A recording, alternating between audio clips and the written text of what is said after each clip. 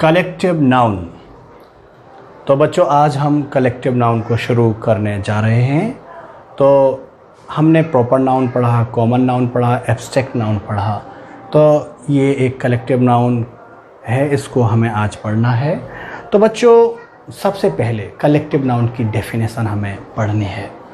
Collective noun refers to a noun that describes a group of things, animals और people as a unit. Collective noun बच्चों एक group होता है, group का कोई नाम होता है, उसी को हम कलेक्टिव नाउन कहते हैं। तो बच्चों ग्रुप लोग बागों का भी हो सकता है, वस्तुओं का भी हो सकता है, जानवरों का भी हो सकता है।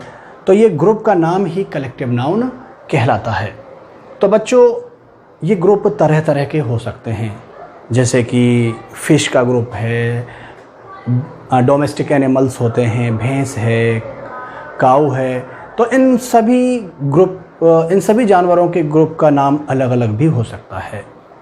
तो ये हमें पढ़ना बहुत ज़रूरी है और इनको याद करना बहुत ज़रूरी है। तो एक बार और मैं आपके लिए कलेक्टिव नाउन की डेफिनेशन को समझा रहा हूँ। Collective noun refers to a noun. Collective noun एक नाउन को रिफ़र करता है that describe a group of things.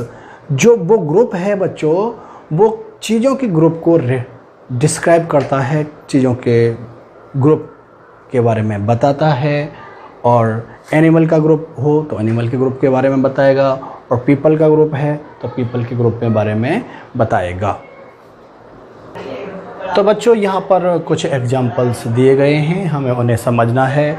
In examples के द्वारा आप बहुत अच्छी तरह से कलेक्टिव नाउन को समझ सकते हैं, नहीं तो आप कलेक्टिव नाउन को नहीं समझ पाओगे। अ बंच ऑफ बनाना। तो बच्चों बनाना का एक ग्रुप हो सकता है, उसमें 5-10 बनाना हो सकती हैं, तो उसको हम बंच कहेंगे। अ बंच एक नाउन है जो कि एक ग्रुप को सूचित कर रहा है, एक ग्रुप को सूचित कर रहा है। इसी तरह हम काउज़ का भी एक झुंड हो सकता है, एक ग्रुप हो सकता है। बफेलो का भी एक ग्रुप हो सकता है, एक झुंड हो सकता है। तो उसको हम कहेंगे बच्चों हर्ड। तो हर्ड वर्ड है, क्या सूचित कर रहा है?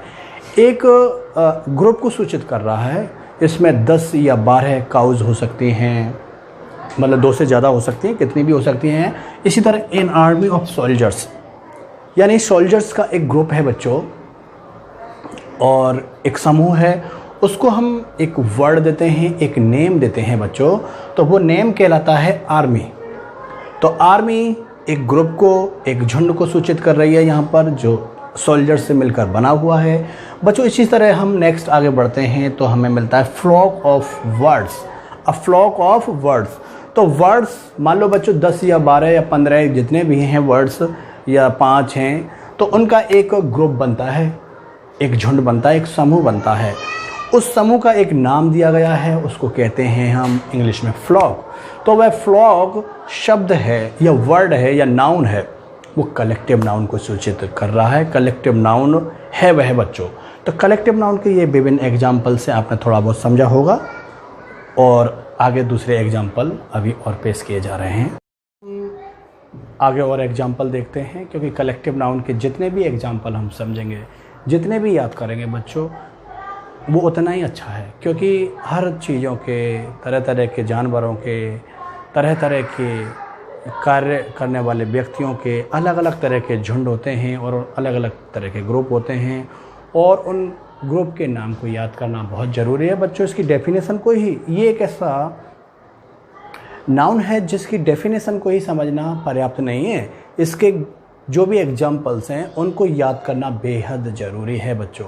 क्योंकि ये एग्जाम्पल निश्चित रूप से ही आगे आपको बड़ी बड़ी परीक्षाओं में भी मिलेंगे। वहाँ पर आपको ये एग्जाम्पल पूछे जाएंगे, और वहाँ पर 1 मार्क भी सिलेक्शन कराने के लिए बहुत महत्वपूर्ण होता है बड़ी बड़ी एग्जामों में।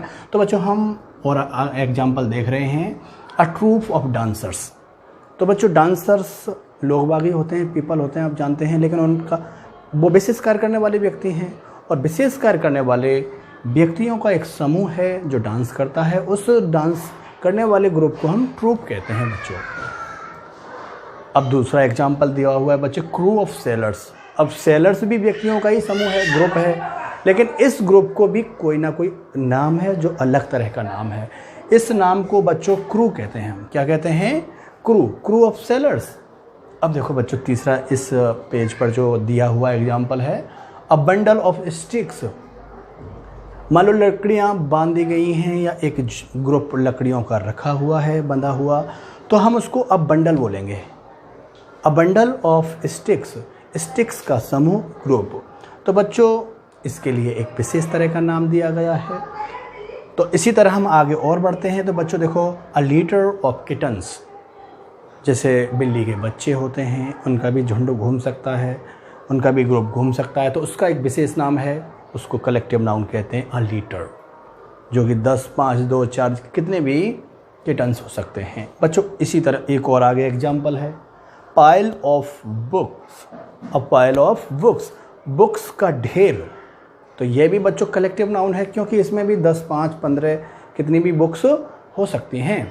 तो ऐसे ढेर को हम पाइल बोलेंगे, और अब पाइल ऑफ बुक्स ये कहलाएगा बच्चों कलेक्टिव नाउन।